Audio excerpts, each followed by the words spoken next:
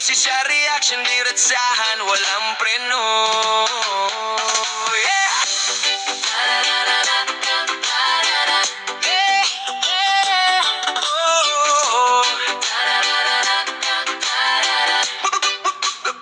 Sa umaga hanggang gabi, nakaon ang ilaw. Simpleng channel lang pero pang malawak ang galaw.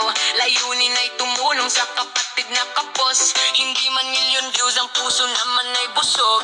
Pag may nangangailangan, agad may action. Hindi puro salita, may kasamang donasyon. Sa reaction video, hindi ako plastic. Pag mali ang balita, sinasampal ng logic. Oy, oy, oy, ayaw pagsaba. Oy, oy, oy, ayaw patapa.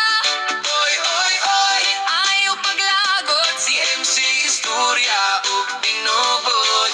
Fake news kung akalat parang usok sa hangin. Pag si MC ang nagsalita, siguradong kakabahan ding. Balahuraman ng topic, tinitira ko ng tama. Kung bato bago sa langit tamaan, wag magdrama. Hoy, MC na malupik sa reaction. Direksahan, walang edit, walang preno, walang fiction. Bashare kung may awas, halika sa discussion. Pag di namaan ka, wag magtago sa comment section.